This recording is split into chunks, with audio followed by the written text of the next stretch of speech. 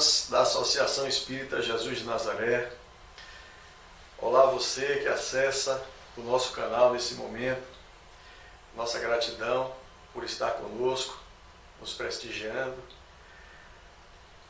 Saudação a toda a comunidade espiritual que coordena os trabalhos de divulgação da doutrina espírita, do Evangelho de Jesus.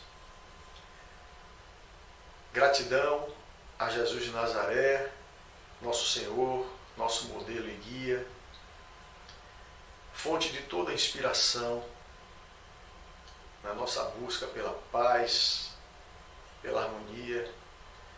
Pedimos a Ele nesse momento que nos abençoe, nos envolva na sua luz e na sua paz. Meus amigos, minhas amigas, nós vamos refletir hoje sobre um tema que é recorrente, é um tema que tem, ao longo dos anos, tem incomodado muitas pessoas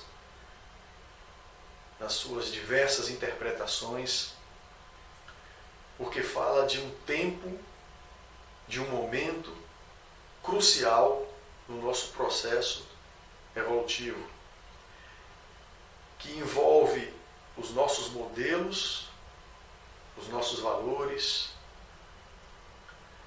que fala de uma transformação tão radical que seres como nós ainda, nesse momento, estão ainda presos ao passado, sentimos muita dificuldade de compreender e até mesmo de exercer o movimento de transformação que o Cristo espera de nós. Falar dos sinais dos tempos é muito mais do que especular sobre as profecias.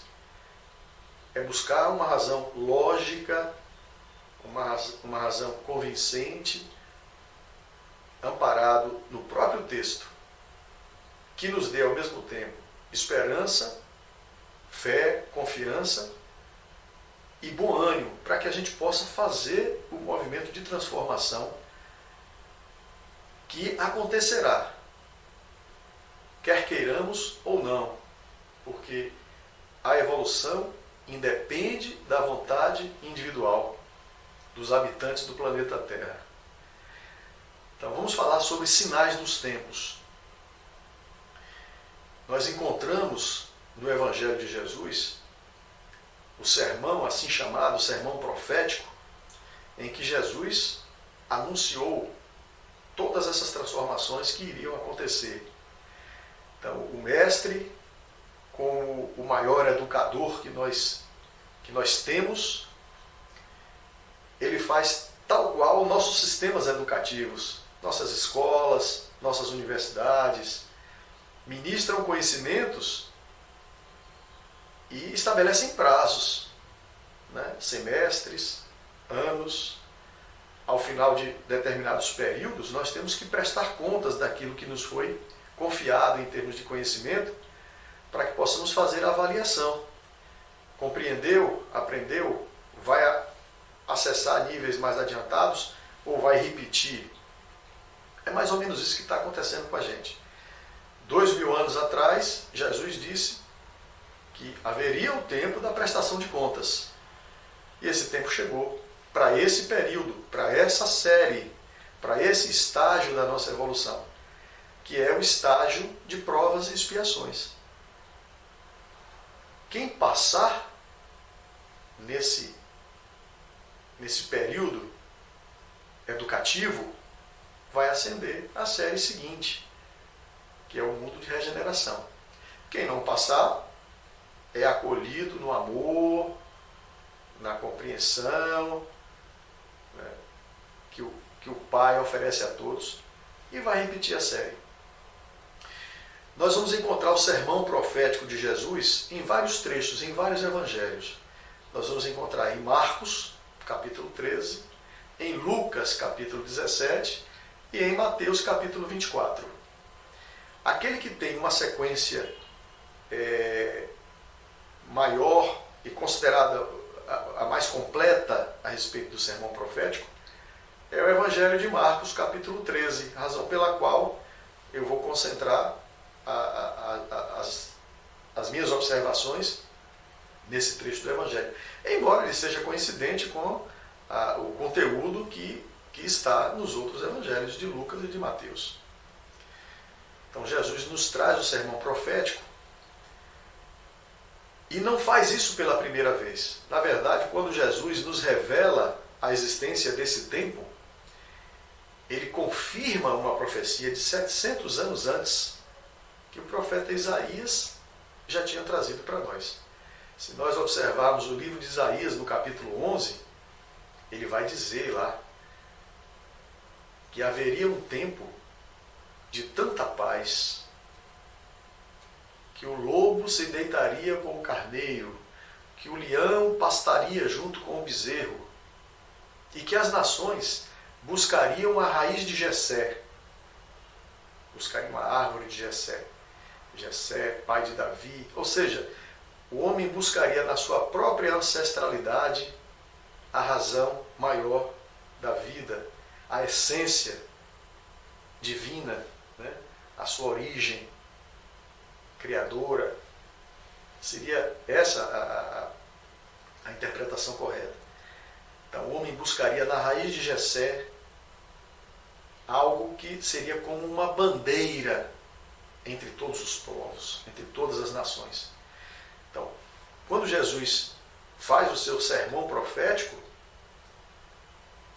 ele anuncia ao seu modo, com novas informações, mas ele confirma Isaías. Aliás, Jesus faz isso de uma forma genérica, dizendo que nós não deveríamos nos perder em interpretações, nos espalharmos nas interpretações, né, difusas, porque todos os profetas e toda a lei se resumiriam em dois fundamentos: amar a Deus sobre todas as coisas e amar ao próximo como a si mesmo. Então, nós temos essa referência no livro de Isaías, temos o sermão profético e temos a doutrina espírita, que vai nos trazer em O Livro dos Espíritos aquelas questões que falam da lei de evolução, da transformação necessária, que por uma circunstância da própria resistência nossa a essa transformação, haveria necessidade de destruir velhas estruturas. Então, o Livro dos Espíritos nos trata com muita clareza o porquê da destruição necessária, destruição do velho para construir o novo. E nos fala na questão 783 que quando nós, alunos rebeldes, preguiçosos, não nos esforçamos para fazer a transformação natural da lei de evolução que nos conduz a Deus, de tempos em tempos, um abalo é necessário para sacudir as pessoas no sentido de nos conduzir com mais rapidez do processo evolutivo. Então, o Livro dos Espíritos já nos orienta quanto a isso. O Evangelho segundo o Espiritismo, em diversas passagens, também fala que os tempos são chegados, que está na hora da avaliação, está na hora de prestar contas. O livro A Gênese também, em vários capítulos, especificamente no capítulo 18, vai nos falar dos sinais dos tempos. E é exatamente com o livro A Gênese que eu vou abrir a nossa reflexão. No capítulo 18, no início, no item 1, os Espíritos Superiores nos trazem a seguinte mensagem: os tempos marcados por Deus são chegados, nos dizem de todas as partes, onde grandes acontecimentos vão se cumprir para a regeneração da humanidade. E aí, lá mesmo, ele faz a pergunta. Ele nos lança ao questionamento. Em que sentido é necessário entender essas palavras proféticas? E aí o livro A Gênese vai trazer uma série de explicações que nós vamos destacar aqui em nossa reflexão. Antes, porém, vamos fazer algumas considerações, tomar alguns pontos do sermão profético de Jesus, que, como eu disse, está no capítulo 13 do livro de Marcos. Ou a gente encontra também em Lucas 17 e Mateus 24. Então Jesus vai revelar as dificuldades que nós iríamos ter no momento da prestação de contas, já prevendo que nós não faríamos um movimento natural. Retornando à questão 783 do Livro dos Espíritos, que diz lá no texto: quando nós não fazemos um movimento natural, espontâneo, lento até, porque se nós estivéssemos fazendo um pouquinho de cada vez, né, se cada parte do Evangelho que nós já compreendemos, nós fizéssemos um mínimo esforço para colocar em prática, nós estaríamos numa situação muito mais adiantada. Jesus, conhecendo as suas ovelhas, já sabendo que por conta da rebeldia, da resistência, nós íamos ter que prestar contas de uma forma muito mais dolorida, né, muito mais traumática.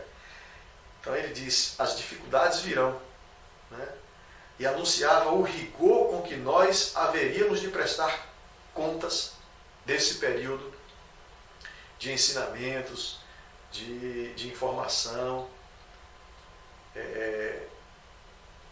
desse período escolar, educativo. Então, Jesus já tinha anunciado que seriam tempos de muita dor. Ele previne, anuncia as guerras, fruto do egoísmo, fruto do orgulho. Nações se colocarão contra nações. Jesus anuncia a esperteza em prol de si mesmo, associada à ignorância, quando diz: haverá falsos cristos e falsos profetas, falsos pastores que se utilizam da boa-fé das ovelhas em proveito próprio.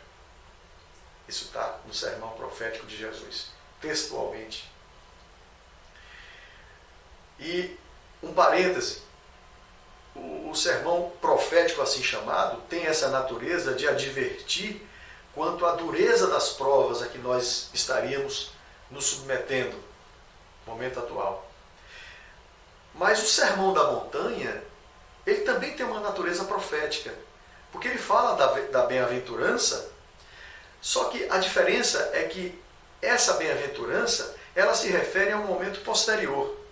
Ou seja, nós estamos passando por um momento de avaliação e se passarmos, se conseguirmos essa superação, se conseguirmos dar esse salto, aí nós passaremos para o momento seguinte, em que seremos bem-aventurados, merecedores da fase seguinte, da série seguinte. Então, bem-aventurados os humildes, bem-aventurados os que choram, bem-aventurados, na última bem-aventurança, os que sofrem perseguição da justiça por causa de mim.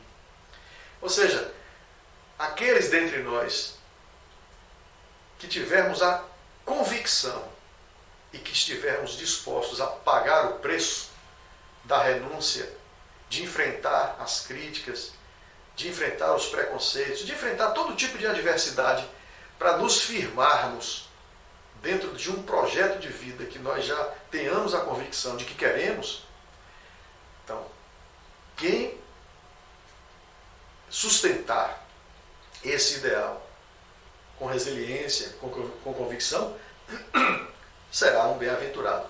Então, o Sermão da Montanha também é um sermão profético, mas com outra conotação, ou se reportando ao momento seguinte. Deixar esse registro, né?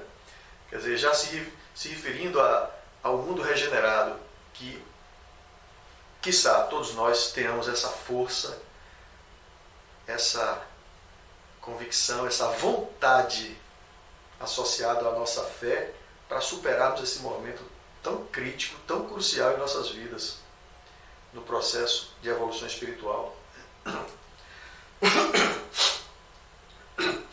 Jesus faz algumas advertências no sermão também, Nesse momento de choque de ideias, é natural que as pessoas que tenham mais convicção, que estejam mais certos e que tenham também a força de se colocar diante de todas as adversidades, essas pessoas vão conseguir transpor essas dificuldades, né?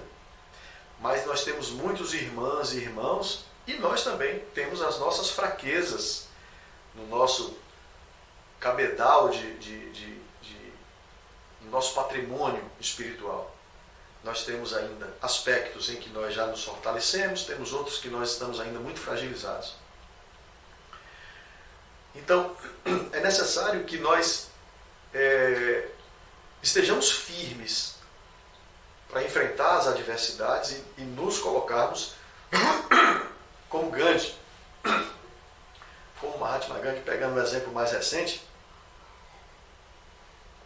que tinha plena convicção de que a transformação que ele ia ajudar a fazer no seu país era uma transformação pela paz, sem pegar em armas.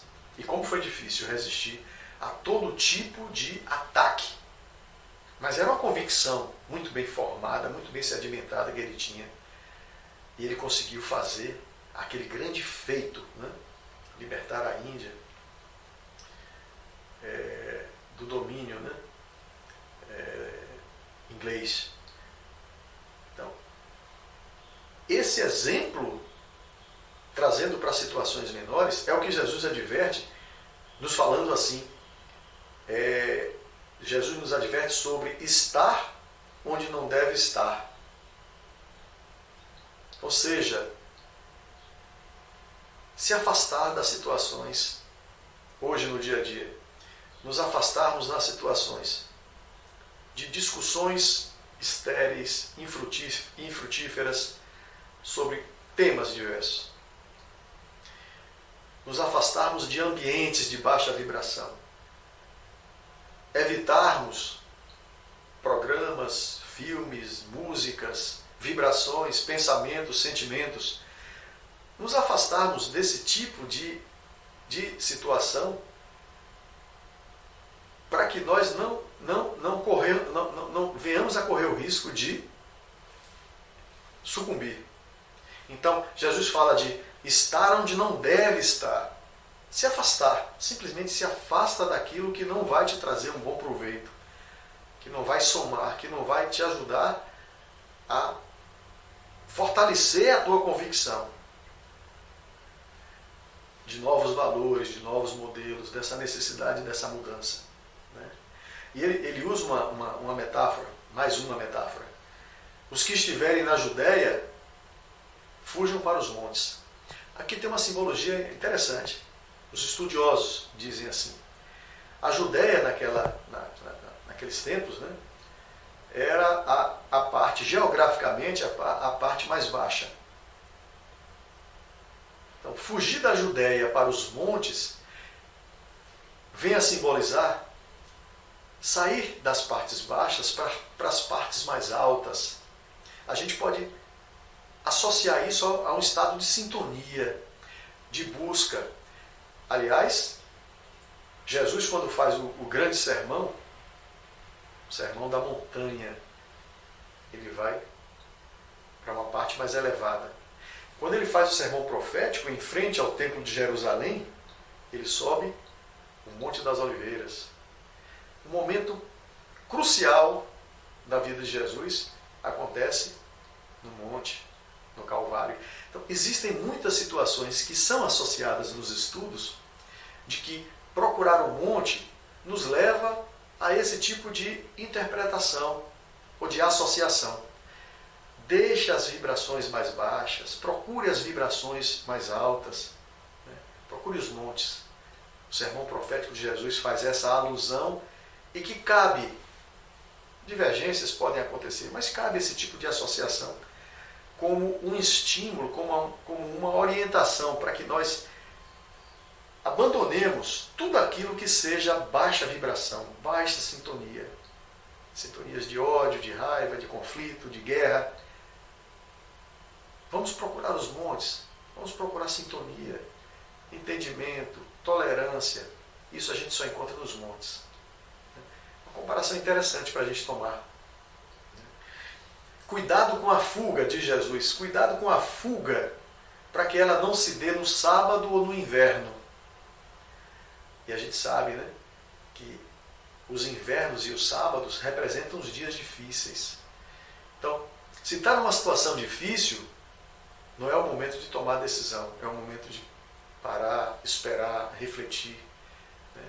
E nos momentos de primavera, de verão, vamos cultivar, vamos aproveitar a ocasião para produzir, para fortalecer, para crescer. Inverno é momento de se recolher, é momento de não tomar decisões de fuga. E aí fuga a gente pode entender de diversas formas. No momento atual, a falta de compreensão sobre o sentido da existência humana leva o indivíduo a vários tipos de fuga. Vários tipos de fuga. A desistência, o desânimo, a depressão, o suicídio, que é a forma mais extrema da fuga e que causa consequências tão doloridas para as pessoas que equivocadamente cometem esse tipo de ato, achando que está encontrando uma solução. Então Jesus nos adverte para que não aconteçam fugas, especialmente no inverno e no sábado, porque é o pior momento para se tomar uma decisão. E Jesus fala, olha, serão tempos difíceis, né? Muita dor vai acontecer, mas depois de tudo isso não será o fim. Por uma razão muito simples que ele coloca textualmente. Porque será necessário que o meu evangelho seja pregado por todo o mundo. Uma outra passagem, Jesus orienta aos discípulos. Ide e pregai o evangelho a toda a gente. Então, como pensar no fim do mundo? Por uma série de razões. O nosso planeta tem 4,5 bilhões de anos que iniciou a sua formação. Projetos complexos, profundos, têm sido desenvolvidos pelo Cristo, que é nosso governador desde então. Temos 4,5 bilhões de anos de governança espiritual de Jesus de Nazaré. Como imaginar que um trabalho tão sério, tão complexo, tão profundo, tão meticuloso, tão responsável, iria acabar assim, né? Nós passamos por isso em 2012. Quantas pessoas se apavoraram achando que ia ser o fim do mundo, né? A mesma coisa acontece agora, nesse momento que nós estamos atravessando, que é o momento agudo da transformação. E Jesus fala no seu sermão profético, não será o fim. Por mais que pareça, por mais que os conflitos apavorem, atemorizem, não será o fim, porque é necessário que o meu evangelho seja pregado por todo mundo, né? E que as verdades que eu por ora ensino sejam compreendidas em maior profundidade. É exatamente isso que a doutrina espírita traz como seu principal propósito. Retomar o evangelho redivivo do Cristo. Retomar o evangelho puro do Cristo. Sem transformações, sem distorções, sem maquiagem, sem máscaras, sem faz de conta. É o evangelho puro de Jesus. Retomá-lo e vivê-lo. É necessário que isso seja feito. E aí vem um trecho do sermão de Jesus, que é lindo e que tem merecido diversas interpretações. Quando ele diz assim, as estrelas do céu cairão, e o Filho do Homem voltará em sua glória para separar os justos dos ímpios. Separar o justo dos ímpios, separar o joio do trigo. É a questão, simplesmente, como eu falei antes, e como a gente já sabe, por outras tantas reflexões, que é simplesmente separar o aluno que vai para a série seguinte e o aluno que vai repetir o ano. Simplesmente. Nada mais além disso, nenhuma conotação de castigo, de céu ou de inferno. Separar justo de ímpio é separar quem ascendeu, quem vai repetir, né? E que seriam essas estrelas que cairão do céu? A gente vai encontrar uma explicação linda no livro O Evangelho segundo o Espiritismo, já no seu prefácio. Aquela mensagem do prefácio do Evangelho segundo o Espiritismo, que começa assim: os Espíritos do Senhor, que são as virtudes dos céus, como um imenso exército que se movimenta desde que dele recebeu a ordem, espalham-se sobre toda a superfície da terra, semelhantes às estrelas que caem do céu. Eles vêm iluminar o caminho e abrir os olhos aos cegos. As estrelas que caem do céu são esses pontos de luz, são esses espíritos de luz que vêm iluminar o nosso caminho. São essas as estrelas a que Jesus se referia. São esses espíritos que estão vindo reencarnar para impulsionar com maior força, com maior velocidade a nossa evolução, arrancar a nossa caminhada, né? Dar uma sacudida na nossa caminhada. Alguns já são trabalhadores habituais, habitantes do orbe, que assessoram o Cristo como missionários. Outros estão vindo de outros orbes para ajudar o Cristo em uma atitude de amor. Então, as estrelas que caem do céu são esses espíritos a quem nós temos que ouvir, prestar atenção, como Jesus disse, que ouça quem tem ouvidos de ouvir, que veja quem tem olhos de ver. Presta atenção nos menores detalhes, presta atenção em pessoas que estão junto de você. Um parêntese muito rápido. Chico Xavier, está nas histórias de Chico Xavier, que são inúmeras, né? Cerca de 300 biografias, declarações de pessoas que conviveram com ele, que ainda hoje, nas suas palestras pelo Brasil, declaram, né? Essa de Juscelma, uma irmã que é palestrante lá em Minas Gerais, ela é muito conhecida, mas ela dá palestra em todo o Brasil, ela é muito conhecida pelas palestras que tem no YouTube. Ela conta uma história de Chico dizendo o seguinte: Chico era tão importante a vinda dele para a humanidade. Chico era tão importante no projeto reencarnatório. Não era para os espíritas, não. A importância dele era para a humanidade. Que vários espíritos fizeram parte do projeto de reencarnação para dar suporte a ele. Inúmeros espíritos reencarnaram em Pedro Leopoldo, em Uberaba, em outros pontos de Minas Gerais e no Brasil, para dar suporte. E ela destaca um cidadão que ele era gari, ele era lixeiro em Pedro Leopoldo. E ele caminhava com Chico. Tem algumas histórias, né, dele caminhando com Chico conversando com ele. E ele disse, e era um espírito elevado, desempenhando uma função que dentro da hierarquia, digamos assim, das funções do nosso mundo, né, é uma função simples. A função de gari é uma função relativamente simples. E foi assim que ele veio. Ele se ofereceu para estar perto de Chico, fazendo a função de gari. Então, quantas pessoas perto de nós? Presta atenção, olha a sua volta, no seu condomínio, no seu bairro, na sua casa espírita, no seu trabalho. Quantas pessoas? A pessoa que faz o cafezinho e faz a limpeza. Quanta grandeza pode ter naquela pessoa? Quanto ensinamento ela pode te proporcionar? E quantas vezes nós somos cegos porque a nossa vaidade, a nossa arrogância não deixa ver que alguém que aparentemente numa situação inferior não merece a nossa atenção, né?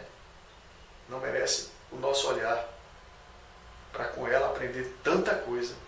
Esse exemplo do Chico eu acho fundamental para nós nesse momento.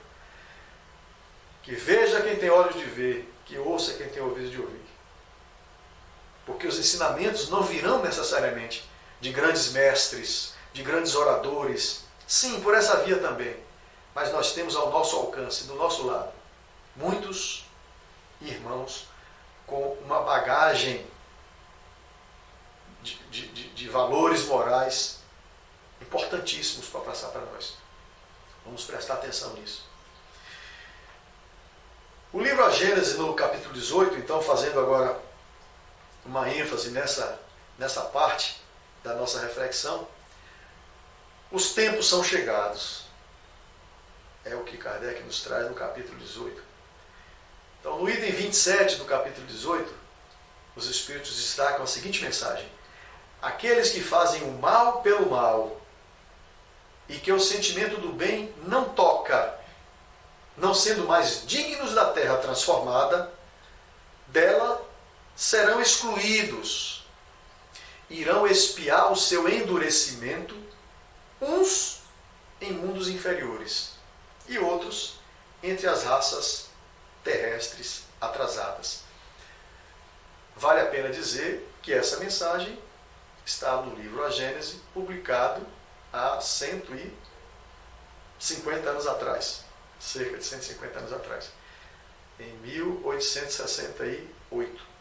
É preciso fazer a contextualização de época. Quer dizer, os que iriam reencarnar em mundos inferiores, esses já estão sendo removidos e vão continuar sendo removidos para a nova escola.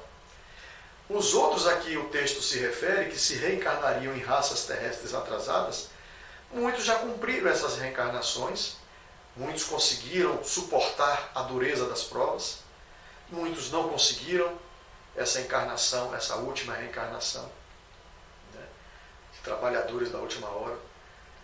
Mas o planejamento disse, melhor dizendo, que todos nós teríamos essa última oportunidade, e aqueles que recusassem essa última oportunidade seriam convidados a se retirar do planeta, para ir para um outro planeta. Isso está no item 27, né? E no item seguinte, no item 28, vem um esclarecimento importante. Um trecho somente do item 28. A época atual é de transição. Os elementos de duas gerações, a geração nova e a geração velha, daí o conflito a que Jesus se referia, o conflito de ideias, o conflito de nações. Então os elementos das duas gerações se confundem. Colocados num ponto intermediário, assistimos à partida de uma e à chegada da outra. A nova geração não será composta exclusivamente de espíritos superiores, isso é um alento, mas daqueles que, tendo já progredido um pouco, eles sempre pedem muito pouco da gente. A gente aqui não faz quase nada. Estão predispostos a assimilar todas as ideias progressistas. Ou seja, desde lá, 1868, os espíritos já diziam: tudo que a gente quer é que vocês tenham boa vontade, receptividade. Estamos com vocês, queremos oferecer a chave da transformação, a chave da porta que vai levar para um estado de menos sofrimento, menos dor, menos guerras, menos ódios, menos crimes, menos corrupção, menos sofrimento. Tudo que precisam, eles advertem nesse item 28, tudo que vocês precisam é predisposição, estarem predispostos a assimilar todas as ideias progressistas. Só isso. Só isso. Tem vontade de aprender? Não falta quem esteja aqui para ensinar. Mas quantos de nós não tem essa predisposição? E por conta dessa dificuldade de uma grande parte, o próprio livro A Gênese nos traz um outro esclarecimento, não mais no capítulo 18, mas agora no capítulo 11, item 36, itens 36 e 37, que nos diz assim: é necessário, portanto, considerar os flagelos e os cataclismos como ocasiões de chegada e de partidas coletivas. de meios providenciais para renovar a população corpórea do globo com a introdução de novos elementos espirituais mais depurados. Os cataclismos não são a revelia, não são obra do acaso. Os flagelos e os cataclismos são ocasiões de proporcionar chegadas e partidas coletivas, como meio de renovar a população corpórea do globo. Para quê? Para introduzir novos elementos espirituais. É necessário que haja esse choque para que novos elementos sejam introduzidos. Por quê? Voltando à questão 783 do Livro dos Espíritos. Porque nós não fazemos um esforço natural. A vontade de naturalmente, aos poucos, fazermos o movimento de transformação. Então são necessários choques, abalos, para que a gente possa avançar. E o item 37 fala de uma transfusão, compara esse movimento de chegadas e partidas, ele compara a uma transfusão. Então ele fala assim, essa transfusão que se opera entre a população encarnada e a população desencarnada, de um mesmo globo, se opera igualmente entre os mundos. Aí é que a gente vai entender um processo que acontece naturalmente. Esse processo de missionários irem, missionários virem, é um processo natural. Mas agora está acontecendo com uma quantidade muito maior. Além dos missionários naturais que nós temos, os colaboradores de Jesus de milênios, nós estamos tendo a ajuda de irmãos de outras esferas. Né? Então, estamos tendo aí a imigração e emigração.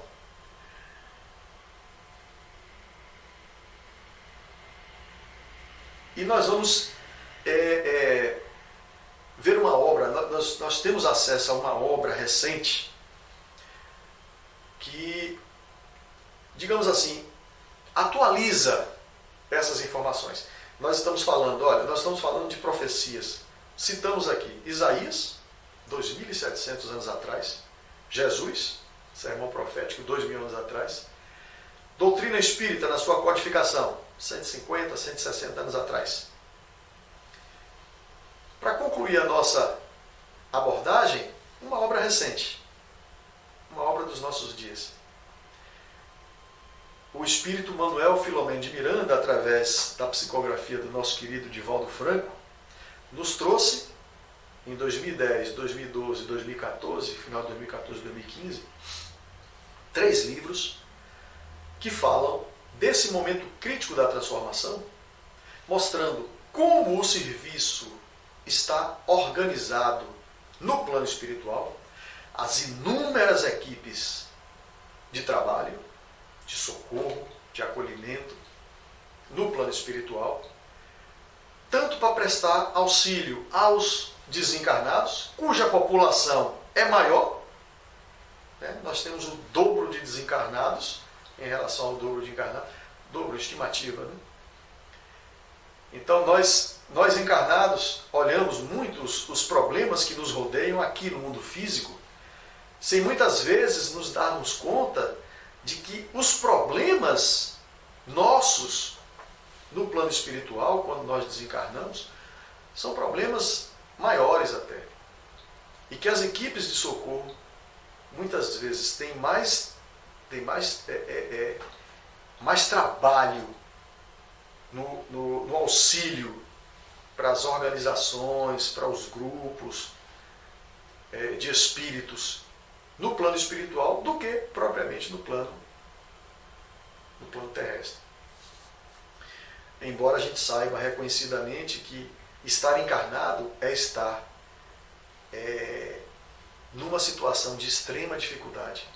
Porque quando a gente está encarnado, é quando a gente é mais seduzido, é quando nós estamos mais testados com relação a todos os convites que o mundo físico nos oferece. nos envolvendo numa teia de ilusões. Estar encarnado é realmente uma situação de extrema dificuldade. Mas então, o Manuel Filomeno de Miranda, ele nos traz informações riquíssimas em 3 livros que Divaldo psicografou, que são o livro Transição Planetária, Amanhecer de uma Nova Era e Perturbações Espirituais. Perturbações Espirituais. Essa trilogia vai descrever como essa transfusão a que o livro A Gênese se referiu, né? Como é que essa transfusão está acontecendo na Terra nesse momento. Então, eu trouxe alguns aspectos dessa obra para fechar essa ideia, essa reflexão. Destacando também nossa querida irmã Sueli Caldas Schubert, que publicou um livro, através da FEB, Nas Fronteiras da Nova Era, onde ela faz comentários, considerações com a sua rica experiência, 40 anos de experiência na doutrina espírita, escritora, palestrante, trabalhadora na área da mediunidade. Ela tem esse livro é muito bom, muito bom. Ele praticamente pega os 2 primeiros e faz uma releitura, vamos chamar assim, ele faz uma releitura acrescentando a sua experiência, a sua visão. Transição Planetária e Amanhecer de uma Nova Era. O que essas 3 obras trazem, assim, resumidamente para nós, que são importantes refletir nesse momento? Que existem desencarnações traumáticas necessárias dentro daquele projeto de transformação, de chegadas e partidas necessárias para o processo de transfusão, de renovação, destruição para construir o novo. Mas essas desencarnações, como a própria obra cita, o tsunami na Indonésia em 2004. Cerca de 230 mil pessoas desencarnaram naquele episódio. Imagine o trabalho que as equipes de socorro no mundo espiritual tiveram para socorrer 230 mil espíritos que desencarnam numa situação completamente anormal. Aflitos, inconscientes do processo que está acontecendo. Desencarnações traumáticas. E ele vai descrever nessas obras como o trabalho de socorro é planejado e executado. A obra também traz um outro aspecto. A defesa contra o ataque obsessivo dos desencarnados. Ou seja, criaturas que viveram uma encarnação inteira ligado a vícios, a baixas vibrações, baixos valores, vícios de toda ordem. Eles se conectam, eles se sintonizam em todas as partes, seja no mundo encarnado, seja no mundo desencarnado, com criaturas que, no momento do desencarne, eles vêm por sintonia, eles vêm para muitos deles, né? A gente conhece isso da obra de André Luiz. Muitas organizações, André Luiz relata isso nos seus livros, né? Especialmente no livro Libertação, que existem verdadeiras organizações estruturadas, hierarquizadas, comandadas por falanges do mal, do plano espiritual, e que aproveitam os momentos de desencarne para se apossarem de novas almas, escravizarem novas almas que estão em sintonia com eles. E as equipes de socorro da Seara do Mestre têm esse papel de interferir para dizer, espera aí, não é bem assim. Vamos dar aqui a proteção que cada um merece, né? Socorro aos arrependidos. A obra traz muito esses aspectos também. Mostra a questão dos vícios, da prostituição e toda a ordem de perversão. faz um destaque sobre a situação dolorida, né, das Cracolândias, tanto dos encarnados quanto os desencarnados que vêm estar ali com eles na busca das sensações do vício. A obra traz essa problemática também. Fala das reencarnações em massa de espíritos evoluídos, apoio aos arrependidos, né? Aliás, isso André Luiz já fez desde a obra A Vida no Mundo Espiritual. As equipes de socorro de que André Luiz participou, todas elas tinham essa incumbência também, de acolher todos os espíritos que tivessem já exaurido esse processo de persistência no mal. Todos nós temos um ponto de exaustão, e nesse momento de exaustão, no momento no momento de profunda dor, o espírito pede por socorro, o socorro é automático. André Luiz fala isso muito bem na obra de 13 livros, A Vida no Mundo Espiritual. E Manuel Filomeno de Miranda vai tratar também, né, confirmando esses trabalhos que já são de há muito realizados e que continuam sendo realizados no momento atual. E fala da grande transição como uma transição interior. Sobretudo, não é o planeta que está se transformando, somos nós que estamos nos transformando, ou que precisamos nos transformar. É isso que o Cristo espera de cada um de nós, para merecer a série seguinte, para merecer a regeneração, né? Para sermos bem-aventurados, temos que passar na prova. Renúncia, sacrifícios, mudança de valor, de hábito, modelo de vida.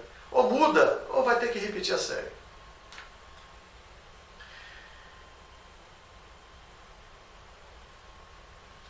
O Manuel Filomeno de Miranda nos diz no início das obras que ele acompanhou, olha que privilégio ele teve, ele acompanhou, especialmente no segundo livro, Amanhecer de uma Nova Era, os trabalhos realizados por uma equipe simplesmente formada por José Pititinga, Eurípides Barçanufo, Jesus Gonçalves, Bezerra de Menezes e Francisco de Assis. Olha que riqueza acompanhar o trabalho de uma equipe orientada por esses luminares. Muitos outros, ele fala, dentre tantos outros espíritos do bem. Está destacando esses porque esses são do nosso conhecimento, né? Mas imagine participar de equipes assim. Quiçá nós possamos, nós trabalhadores espíritas aqui, que estamos na casa espírita fazendo já alguns trabalhos assistenciais, trabalhos de estudo nas equipes, nos grupos de estudos, né? Nos oferecendo em palestras para compartilhar a nossa visão ainda tão parca, tão limitada, mas compartilhando, né? Trazendo as nossas reflexões, nossas aflições. Isso tudo é um esforço, é uma vontade de participarmos desse grande ato de servir, que é a salvação. Jesus, numa passagem, ele diz assim: quem dentre vós quiser ser o primeiro, que seja servidor de todos. Ser o primeiro é ser o mais evoluído, ser o mais iluminado, e assim ser merecedor de paz, de alegria, de felicidade. Qual é a solução? Qual é o caminho para isso? Servir. Quem dentre vós quiser ser o primeiro, que seja servidor de todos. Então, quando a gente fala dessas equipes de socorro, nós estamos falando de oportunidades de trabalho que vai nos levar a essa condição. Alcançar a iluminação, alcançar a felicidade, alcançar a paz, pelo serviço, pelo trabalho, pelo amor ao próximo. Então imagina, nós, trabalhadores que estamos nos esforçando em pequenas causas, é o começo. Imagina a gente evoluir, progredir e futuramente fazer parte de uma equipe dessa. Que felicidade deve ser, que bem-estar deve ser, que alegria deve ser estar junto de pessoas, de espíritos dessa ordem, ou estar sendo orientados diretamente por eles. Essa é uma grande meta que nós podemos traçar. Né? Então a obra, já partindo para a parte final da nossa reflexão de hoje, a obra nos fala que, por amor, espíritos evoluídos estão vindo de Alcíone para ajudar o Cristo. Muitos espíritos. Falam em milhares deles. E que, por serem tão mais evoluídos, já não terem perispírito tão denso quanto o nosso, a nossa constituição física, biológica, do corpo material e até perispiritual é muito densa. Espíritos mais evoluídos, eles vão perdendo essa densidade, ganhando uma constituição mais fluida, mais leve. E essa vinda desses espíritos para nos ajudar, nos auxiliar nesse momento, tem uma programação. Eles não podem vir e já entrar no planejamento reencarnatório, porque eles não suportam a pressão, a compressão de corpos tão densos, tão pesados. Eles precisam passar por um período de adaptação. A obra nos fala de uma cidade espiritual chamada Santuário de Esperança, onde esses moradores de Alcíone, né, fazem ali um processo de adaptação, né, treinamento para conseguir reencarnar aqui.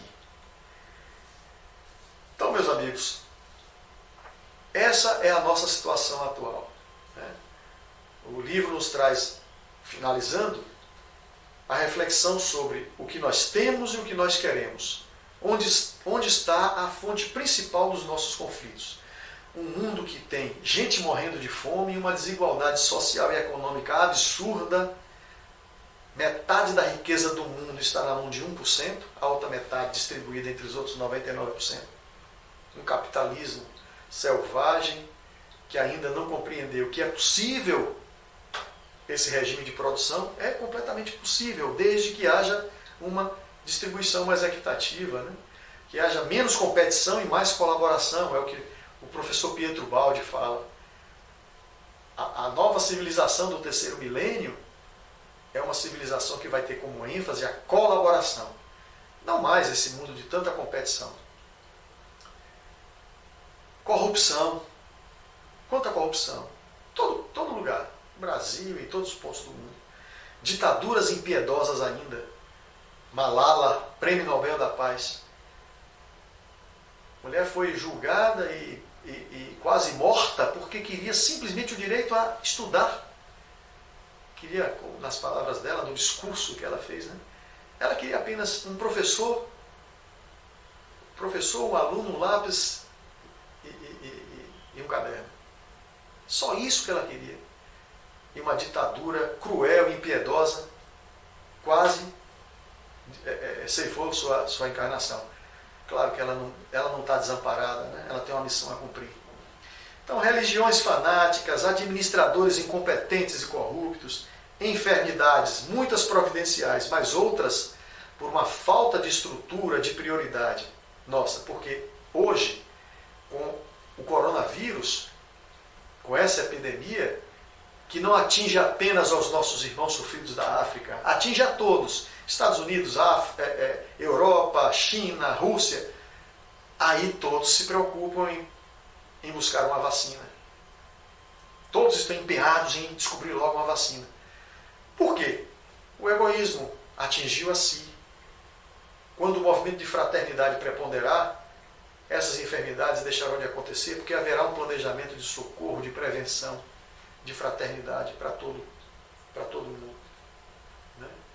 E nós, na Casa Espírita, precisamos ser mais vigilantes, não perdermos tanto o entusiasmo. Isso tudo está na obra. A perda de entusiasmo dos trabalhadores espíritas, que começam em alguma atividade e logo se esmorecem, desaparecem, só voltam no ano seguinte. É preciso persistir. Né? E vamos encerrando com as seguintes mensagens. Primeiro, uma mensagem que está no Evangelho de Marcos, capítulo 4, em Lucas, capítulo 8 e capítulo 12, dizendo o seguinte: Vamos enfrentar a verdade. Vamos ficar como Pietro Baldi fala. Adoro essa frase. Esse momento crucial que nós estamos atravessando. Para evoluir, é necessário que cada um de nós se coloque diante de Deus com coragem, com grande coragem, com a alma nua diante de Deus, sem máscaras, sem faz de conta, sem dissimulações. Porque o Evangelho desses trechos diz assim: nada há oculto que não venha a ser revelado. Então vamos procurar ser verdadeiros.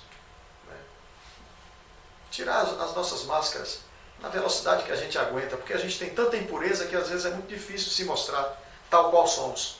Mas é necessário que esse movimento seja feito. Vivemos um tempo de descobertas, de revelações, de descortinar a realidade. Encerro com uma mensagem do Evangelho. Lucas capítulo 10. Jesus caminhava e, em dado momento, ele chega num povoado, na casa de Marta. Ali viviam duas irmãs, Marta e Maria. Quando Jesus chega na casa de Marta, duas reações completamente diferentes. Marta, preocupada em limpar a casa, arrumar, afazeres, que Maria não teve o olhar, não teve aquela preocupação. Maria corre-se, Jesus se assenta e ela chega aos pés de Jesus e fica perto dele, ouvindo tudo que ele estava falando e maravilhada com os ensinamentos que Jesus estava passando para ela. E aí Marta, quando vê aquilo, reclama. Fala: Jesus, eu estou aqui trabalhando, eu estou aqui me acabando sozinha, e Maria fica aí sem fazer nada. O senhor não vai dizer nada, não, é? O senhor não vai falar nada para ela? Manda ela vir me ajudar. Aí Jesus fala: Marta, Marta, você está agitada e preocupada com muitas coisas, mas apenas uma é necessária. Maria escolheu a coisa certa. Maria escolheu a melhor de todas, e essa ninguém vai tomar dela. Isso encerra a nossa reflexão, tomando esse Evangelho para nós. Quais são as nossas preocupações hoje? São as de Marta? Quantas coisas supérfluas, quantas coisas secundárias estão ocupando o nosso tempo? O que é essencial nesse momento? O essencial é esse projeto de vida numa percepção futura. Vamos estender o nosso olhar para a nossa eternidade, como nós nos preocupamos com o dia de amanhã, porque está tão imediato. Vamos nos preocupar com o momento de amanhã numa extensão maior. O mundo de regeneração é o dia seguinte. Para que nós possamos amanhecer no mundo de regeneração, façamos como Maria. Vamos fazer aquilo que é necessário, essencial, como Jesus orientou a Marta. Deixemos de nos preocupar com todas essas coisas que nos distraem e nos afastam do nosso verdadeiro propósito nesse momento. Esses são sinais dos tempos, eles estão por toda parte, e Jesus diz: o dia exato só Deus sabe. Estejamos preparados para a qualquer momento estarmos aptos para passarmos na prova, na avaliação, que vai nos dar credencial para a série seguinte. Que Deus nos abençoe, que Jesus nos proteja, nos fortaleça, porque nós precisamos muito estar conectados com Jesus, buscando essa força, porque são muitos os convites para o desvio de finalidade. Muita paz a todos e até breve.